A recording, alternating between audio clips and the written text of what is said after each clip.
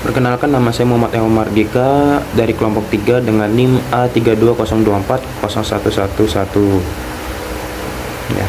Di sini saya akan mempresentasikan tentang prinsip bahasa instruksional untuk guru. Nah, di materi kali ini ada 7 cara, yaitu kenali pelajar Anda, ciptakan lingkungan kelas yang positif, modelkan penggunaan bahasa yang sesuai, gunakan visual dan contoh dunia nyata, dorong interaksi, berikan instruksi yang jelas, dan bedakan instruksi. Nah, yang pertama yaitu kenali pelajar Anda. Kenali pelajar Anda merujuk pada proses guru memahami karakteristik, kebutuhan, dan gaya belajar siswa mereka.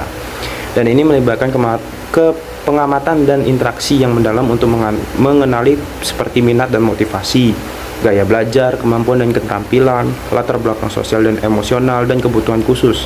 Dengan mengenali pelajar mereka, guru dapat menciptakan pengalaman belajar yang lebih personal dan efektif, yang pada akhirnya mendukung perkembangan akademis dan pribadi siswa. Dan yang kedua yaitu ciptakan lingkungan kelas yang positif. Ciptakan lingkungan kelas yang positif merujuk pada usaha guru yang mendukung, aman, dan menyenangkan bagi siswa. Nah, ini juga melibatkan beberapa aspek penting seperti keamanan emosional, dukungan sosial, keterlibatan aktif, pengaturan fisik, aturan yang jelas, dan yang terakhir yaitu pujian dan umpan balik positif.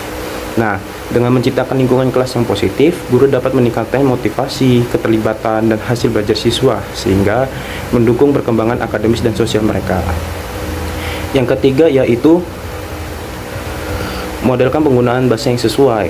Nah, merujuk pada praktek guru dalam menunjukkan cara menggunakan bahasa yang tepat dan efektif dalam berbagai konteks, seperti contoh yang jelas, variasi bahasa, konteks yang relevan, penggunaan kosakata yang tepat, dan umpan balik. Dengan memodelkan penggunaan bahasa yang sesuai, guru tidak hanya mengajarkan tata bahasa dan kosakata, tetapi juga membantu siswa mengembangkan keterampilan komunikasi yang efektif, yang penting untuk keberhasilan akademis dan interaksi sosial. Nah, yang keempat itu gunakan visual dan contoh dunia nyata. Nah, ini merujuk pada teknik pengajaran yang melibatkan penggunaan gambar, grafik, video, dan konten dari kehidupan sehari-hari untuk menjelaskan konsep atau materi pelajar. Nah, manfaat itu dapat meningkatkan pemahaman, mendorong keterlibatan, dan memfasilitasi referensi. Dengan menggunakan visual dan contoh dunia nyata, guru dapat menciptakan pengalaman belajar yang lebih menarik dan efektif bagi siswa. Nah, yang kelima itu interaksi, mendorong interaksi. Nah, ini merujuk pada upaya untuk mendorong siswa berinteraksi satu sama lain, baik dalam bentuk diskusi, kolaborasi, dan maupun pertukaran ide. Nah, manfaatnya yaitu meningkatkan keterampilan sosial, mendorong pemikiran kritis, dan memperkuat pemahaman. Dengan mendorong interaksi, guru menciptakan lingkungan belajar yang dinamis dan kolaboratif, yang dapat meningkatkan keterlibatan dan motivasi siswa. Yang keenam yaitu berikan instruksi yang jelas. Ini merujuk pada praktik guru dalam menyampaikan petunjuk dan arahan seperti siswa dengan cara yang mudah dipahami dan diikuti. Dengan ini ada manfaat seperti mengurangi kebingungan, meningkatkan kemandirian, dan mempercepat proses pembelajaran. Nah, ini memberikan instruksi yang jelas. Guru dapat meningkatkan efektif pembelajaran dan membantu siswa mencapai tujuan akademis mereka. Dan yang terakhir atau yang ketujuh yaitu bedakan instruksi. Bedakan instruksi merujuk pada praktik guru dalam memberikan arahan yang berbeda sesuai konteks, tujuan, dan tingkat pemahaman siswa. Dan ini memiliki manfaat seperti meningkatkan pemahaman, mendorong kemandirian, dan meningkatkan keterlibatan. Dengan ini membedakan instruksi, guru dapat menciptakan pengalaman belajar yang efektif dan inklusif yang memenuhi kebutuhan beragam siswa kelas. Nah, dengan menerapkan prinsip-prinsip ini, guru dapat menciptakan lingkungan belajar yang lebih bagus dan lebih baik. Selain prinsip-prinsip utama bahasa instruksional untuk guru, ada juga prinsip-prinsip lain dalam penggunaan bahasa instruksional oleh guru. Maksudnya, bagian ini menekankan beberapa aspek penting dalam cara guru menggunakan bahasa saat mengajar dalam kelas. Yang pertama, kejelasan. Yaitu menggunakan bahasa yang digunakan harus jelas agar mudah dipahami oleh siswa. Yang kedua, kosakata dan tata bahasa yang sesuai. Maksudnya, guru harus menyesuaikan tingkat bahasa dengan kemampuan siswa. Yang ketiga, konteks dalam pemahaman, seperti memberikan latar belakang yang cukup agar siswa memahami materi dengan lebih baik. Yang keempat, interaksi aktif, mendorong siswa untuk terlibat dalam komunikasi seperti tanya jawab dan lain-lain. Kemudian yang keenam, mendorong partisipasi, memberikan kesempatan agar siswa tersebut berani berbicara dan berinteraksi. Ya, seperti tanya jawab tadi, guru bertanya, siswa menjawab, dan sebaliknya. Kemudian menghubungkan dengan kehidupan nyata. seperti penggunaan contoh nyata dalam kehidupan untuk membantu pemahaman siswa. Kemudian instruksi yang jelas, yakni memberikan arahan yang mudah dipahami oleh siswa. Kemudian penyesuaian dengan gaya belajar siswa, yakni menggunakan berbagai metode agar sesuai dengan kebutuhan siswa tersebut. Kemudian yang terakhir, lingkungan belajar yang mendukung. Jadi, ciptakan suasana kelas yang nyaman agar siswa tersebut berani berbicara dan menggunakan bahasa yang baik dan benar. Kemudian, ada aspek utama dalam prinsip bahasa instruksional. Maksudnya, merinci prinsip-prinsip inti yang harus diterapkan dalam penggunaan bahasa instruksional. Yang pertama, fokus pada komunikasi, yaitu penggunaan bahasa harus lebih menekankan komunikasi nyata daripada sekedar tata bahasa. Yang kedua, input yang mudah dipahami. Maksudnya guru harus memastikan bahwa bahasa yang digunakan itu mudah dipahami dengan bantuan gambar, konteks, atau video yang sesuai dengan pilihan kata. Kemudian yang ketiga, pendekatan harus berpusat pada siswa. Jadi bahasa yang disesuaikan harus dengan kebutuhan dan gaya belajar masing-masing siswa, serta harus diberikan kesempatan untuk berpartisipasi secara aktif. Kemudian, umpan balik positif, yaitu memberikan koreksi, arahan, tanggapan, untuk mendorong siswa agar tidak takut dan lebih percaya diri dalam kelas. Kemudian yang selanjutnya ada kesadaran budaya, yakni menghargai dan memahami pemahaman siswa dalam menggunakan penggunaan bahasa. Kemudian ada variasi dalam struktur bahasa, seperti menggunakan bahasa bentuk seperti pertanyaan, pernyataan, penjelasan, dan lain sebagainya untuk meningkatkan pemahaman siswa. Jadi, kesimpulannya, guru harus menggunakan bahasa instruksional yang jelas, komunikatif, berpusat pada siswa, serta memberikan lingkungan yang mendukung pembelajaran. Dengan menerapkan prinsip-prinsip ini, siswa akan lebih mudah memahami materi dan lebih percaya diri dalam menggunakan bahasa secara aktif. Assalamualaikum warahmatullahi wabarakatuh. Nama saya Muhammad Nur Adebuka dari grup 3 dan hari ini saya akan mempresentasikan slide keempat dan kelima dari grup saya. Oke, untuk yang pertama itu adalah memberi instruksi dalam bahasa Inggris. Ada beberapa hal yang harus diperhatikan sebelum memberi perintah dalam bahasa Inggris. Yang pertama itu adalah eh, perhatikan dengan item tata bahasa yang benar, yang merujuk pada pemahaman dan juga penggunaan aturan bahasa yang tepat dalam kalimat, frasa, dan juga kata. Nah, untuk yang kedua itu adalah eh, jenis kalimat yang benar. Jadi harus hati-hati dalam memilih jenis kalimat yang tepat saat memerintah. Seperti di eh, guru-guru eh, harus lebih sopan dalam memberi perintah dan juga sedikit tegas. Nah, untuk yang ketiga itu adalah pilihan kata yang benar dalam dalam perintah bahasa Inggris. Pilihan kata yang benar sangat penting untuk eh, menyampaikan pesan dengan jelas dan juga efektif. Untuk yang terakhir itu adalah gunakan perintah dalam konteks yang benar. Jadi kalau dalam konteks yang salah jangan digunakan. Nah, bagian yang di bawah itu tipe-tipe kalimat dalam untuk digunakan dalam instruksi. Di sini ada tipenya ada 4. Yang pertama itu uh, commanding atau memerintah. Yang kedua itu saran. Yang ketiga itu kalimat tanya dan yang terakhir itu kalimat larang atau kalimat melanggar. Nah, ini yang berikutnya ini adalah uh, jenis instruksinya. Yang pertama itu afirmatif, yang kedua imperatif dan juga interrogatif. Nah, untuk tipe kalimat perintah itu bisa digunakan dalam instruksi afirmatif dan juga imperatif, tapi tidak bisa digunakan dalam kalimat instruksi interrogatif. Untuk yang kalimat saran itu bisa digunakan dalam ketiga-tiganya, yaitu afirmatif, imperatif, dan juga interrogatif. Untuk kalimat tanya hanya bisa digunakan dalam instruksi interrogatif dan tidak boleh digunakan dalam instruksi ini. Dan yang keempat itu kalimat larang atau melanggar yang seperti kalimat memerintah itu bisa digunakan dalam afirmatif dan juga imperatif. Oke, untuk berikutnya instruksi guru dalam mengatur di kelas atau di kelas bahasa. Ini ada 2 aktivitas di sini yang bisa dilihat. Yang pertama itu aktivitas yang berarti aktivitas sebelum kegiatan yang utama, dan yang kedua itu walls activity yang artinya kegiatan yang saat kegiatan utama. Jadi saat kegiatan utama itu sedang dimulai. Nah, untuk aktivitas itu ada 2 poin. Yang pertama itu greetings atau salam. Sini ada contohnya seperti selamat pagi murid-murid, atau selamat eh, sore atau siang murid-murid gitu. Nah, yang kedua itu register atau yang kedua itu register atau pendahuluan. Yang contohnya itu guru bisa menanyakan murid siapa yang tidak masuk hari ini, atau siapa yang mungkin sakit atau mungkin telat gitu, dan sebagainya. Nah, yang kedua itu saat kegiatan utama. Ada di sini ada 4 poin-poin. Yang pertama itu menunggu sebelum mulai.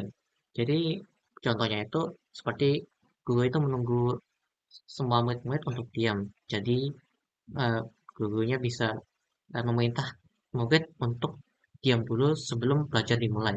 Dan saat semua murid diam, pelajaran bisa dimulai. Nah, yang kedua itu waktu untuk mulai. Jadi seperti meminta murid-murid eh, membuka buku dalam halaman tertentu, atau memberikan penjelasan dahulu sebelum belajar. Nah, yang ketiga itu lead atau telat. Jadi kayak eh, misalnya murid itu tiba-tiba baru masuk telat. Nah, gurunya bisa menanyakan kenapa kamu telat, atau di sini dari mana kamu dari mana kamu, atau bisa eh, kamu tadi ketiduran ya? Jadi kayak nanya kenapa telat gitu. Nah, yang terakhir itu checking student understanding, atau eh, itu memeriksa pemahaman mahasiswa atau siswa. Jadi kayak sebelum pelajaran bisa menanyakan pada siswa-siswa jika mereka sudah memahami pelajaran yang udah di tertentu. Dan ya itu aja. Terima kasih untuk mendengarkan. Assalamualaikum warahmatullahi wabarakatuh. Selamat malam. Izin memperkenalkan diri. Saya mahasiswa atas nama Lutfi Merdisam dengan NIM A320240114 dari grup 3 Tayel Meeting 5 akan membahas mengenai instruksi guru dalam mengatur kelas dalam kurung classroom language dan ekspresi motivasi. Langsung saja ke materi pembahasan yang pertama, yakni instruksi guru dalam mengatur kelas dalam kurung classroom language. Classroom language mengacu pada frasa perintah dan ungkapan yang digunakan guru untuk mengatur dan mengelola kelas secara efektif. Bahasa ini sangat penting untuk menetapkan aturan, memberikan instruksi, menjaga disiplin, dan menciptakan lingkungan belajar yang interaktif. Yang pertama, pentingnya classroom language, yakni meningkatkan manajemen kelas, membantu guru menjaga ketertiban dan memastikan transisi antar kegiatan berjalan dengan lancar. Lalu, mempermudah pemahaman siswa. Instruksi yang jelas membuat siswa lebih mudah mengikuti tugas dan aktivitas. Selanjutnya, meningkatkan paparan bahasa Inggris. Dalam kelas bahasa Inggris sebagai bahasa asing dalam kurung EFL, penggunaan bahasa Inggris yang konsisten membantu siswa meningkatkan keterampilan mendengar dan memahami. Yang terakhir, menciptakan lingkungan belajar yang positif. Atmosfer kelas yang terstruktur dan dapat diprediksi membuat siswa lebih nyaman dan terlibat dalam pembelajaran. Lalu selanjutnya, kedua yakni jenis-jenis instruksi kelas. Yang A, ketika memulai pelajaran. Contoh, selamat pagi semuanya, atau apa kabar hari ini. Lalu, mari kita mulai pelajaran. Lalu, silahkan duduk dan tenang. Dan yang terakhir, perhatikan baik-baik. Yang B, mengenai ketika memberikan instruksi. Contoh, buka buku kalian di halaman sekian. Lalu, dengarkan baik-baik dan ulangi setelah saya. Dan yang ketiga, yakni tuliskan ini di buku catatan kalian. Dan yang terakhir, angkat tangan jika punya pertanyaan. Lalu yang C mengenai ketika mengelola perilaku dan disiplin. Contoh, tolong diam atau jangan berbicara. Lalu dengarkan baik-baik dan jangan menyela. Lalu yang terakhir, hargai satu sama lain. Lalu yang D, mendorong partisipasi. Contohnya, kerja bagus atau bagus sekali. Lalu siapa yang ingin mencoba menjawab ini? Dan yang terakhir, jangan takut membuat kesalahan. Lalu yang E terakhir, ketika mengakhiri pelajaran. Waktunya habis, kita berhenti sampai di sini. Lalu ada pertanyaan sebelum kita selesai. Dan yang terakhir, mari kita tinjau kembali apa yang kita pelajari hari ini. Lalu lanjut yang ketiga, yakni strategi efektif dalam menggunakan classroom language. Gunakan bahasa yang jelas dan sederhana. Pastikan instruksi singkat dan mudah dipahami, terutama untuk siswa muda. Selanjutnya yakni konsisten. Gunakan frasa yang sama secara rutin agar siswa terbiasa.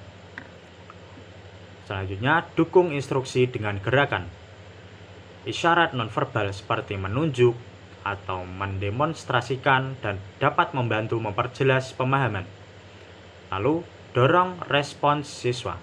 Libatkan siswa dengan mengajukan pertanyaan dan mengecek pemahaman mereka. Lalu, yang terakhir, gunakan penguatan positif. Berikan pujian kepada siswa yang mengikuti instruksi dengan benar untuk mendorong partisipasi mereka. Lalu yang keempat, yang terakhir, manfaat menggunakan classroom language secara efektif. Yang pertama, yakni meningkatkan kepercayaan diri siswa. Paparan bahasa Inggris yang rutin dalam kelas membantu siswa meningkatkan keterampilan mendengar dan berbicara. Lalu yang kedua, mendorong pembelajaran mandiri. Ketika siswa memahami instruksi kelas, mereka dapat mengikuti tugas tanpa harus selalu dijelaskan dalam bahasa ibu mereka. Lalu yang terakhir, mengurangi gangguan di kelas. Instruksi yang jelas meminimalkan kebingungan dan membantu siswa tetap fokus. Kesimpulan pada materi yang pertama yakni adalah penggunaan classroom language yang efektif membantu menciptakan lingkungan belajar yang terstruktur dan menarik, memastikan pelajaran berjalan dengan lancar dan siswa tetap termotivasi. Lanjut kepada materi yang kedua, yakni mengenai ekspresi motivasi, definisi, dan penjelasannya. Ekspresi motivasi mengacu pada kata-kata, frasa, atau pernyataan yang digugakan untuk memberikan inspirasi, dorongan, dan semangat agar seseorang mencapai tujuan, mengatasi tantangan, dan tetap berpikir positif. Ekspresi ini dapat berupa lisan atau tulisan dan sering digunakan dalam dunia pendidikan, tempat kerja, pengembangan diri, serta kehidupan sehari-hari. Lalu, terdapat tujuan ekspresi motivasi. Yang pertama, meningkatkan kepercayaan diri, membantu seseorang yakin pada kemampuan diri. Yang kedua, mendorong ketekunan, menginspirasi untuk terus berusaha meskipun menghadapi kesulitan. Yang ketiga, yakni mengembangkan pola pikir positif, mengarahkan pikiran pada optimisme dan pertumbuhan. Yang keempat, menginspirasi tindakan, memotivasi seseorang untuk mengambil inisiatif dan bergerak maju. Lalu yang kelima, menguatkan ketahanan diri, membantu bangkit dari kegagalan atau kesulitan. Baik, selanjutnya yakni contoh ekspresi motivasi. Contoh motivasi umum yakni kamu pasti bisa, atau percayalah pada dirimu sendiri, atau jangan pernah menyerah. Dan yang terakhir, tetap fokus dan terus maju. Ketika dalam dunia pendidikan, yakni teruslah belajar, kerja kerasmu akan terbayar. Lalu, kesalahan adalah bukti bahwa kamu sedang belajar.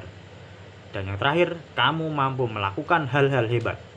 Dan ketika di tempat kerja, yakni Mari kita raih kesuksesan bersama. Yang kedua, kesuksesan adalah perjalanan, bukan tujuan akhir. Dan yang terakhir, tetap berkomitmen, hasilnya akan mengikuti nantinya.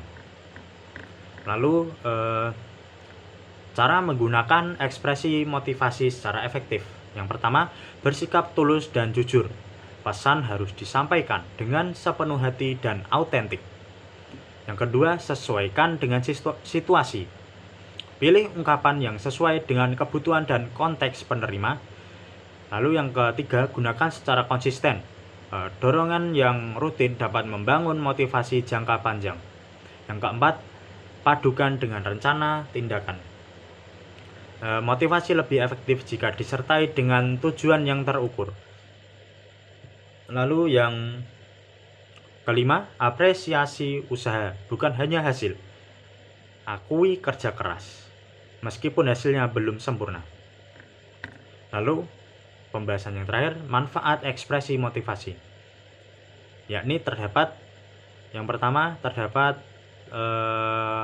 meningkatkan kepercayaan diri dan harga diri.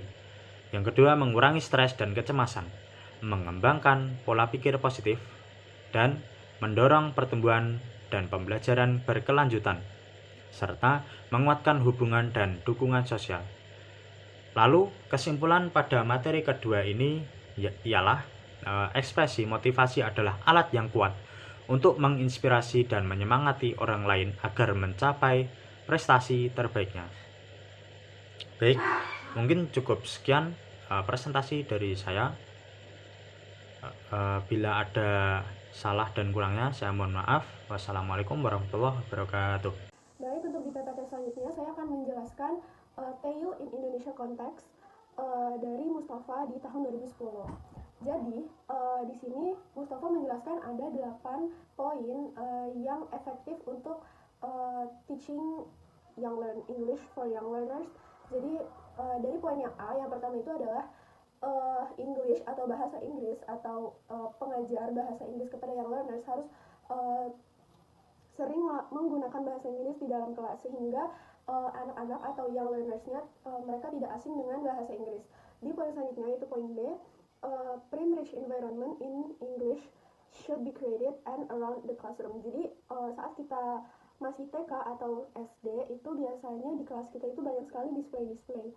Nah, display-display ini diharuskan menggunakan bahasa Inggris agar anak-anak atau young learners ini terbiasa dengan kosakata bahasa Inggris dan mereka bisa mengerti langsung apa itu bahasa Inggrisnya suatu benda atau sesuatu yang lain. Jadi misalnya ada apples, nanti di print gambar apples dan ditempel di kelas dan lain-lain sebagainya. Selanjutnya yang ketiga adalah untuk mengajarkan English kepada young learners itu para guru atau teachers itu harus aktif menggunakan teaching techniques yang sudah disediakan seperti TPR, games, dan juga projects. Jadi 3 hal ini dapat membantu para young learners untuk lebih memahami bahasa Inggris. Selanjutnya, poin yang keempat atau poin D, teachers kepada young learners ini harus menggunakan banyak variasi teknik belajar dan tidak hanya terpaku pada satu teknik belajar saja. Jadi misal hari ini project, terus besok games, terus besok yang lain-lain sebagainya. Dan itu harus berganti-ganti karena young learners ini cenderung lebih sering bosan daripada para adults atau orang yang lebih tua. Oke, selanjutnya poin yang kelima yaitu teachers itu harus fokus kepada vocabulary development dan immediate fulfillment of communicative needs of the learners. Jadi tidak hanya main games dan project saja, tetapi para guru juga harus fokus kepada vocabulary development. Jadi kita juga harus mengerti bahwa si young learners ini harus paham juga apa yang kita ajarkan, seperti vocab-vocab yang sudah kita ajarkan, seperti nama-nama buah, mungkin profesi, dan yang lain-lain. Jadi kita harus tahu juga kalau apa yang kita ajarkan sampai kepada mereka, dan kita mungkin bisa melakukan tes kepada mereka dan lain sebagainya. Selanjutnya poin yang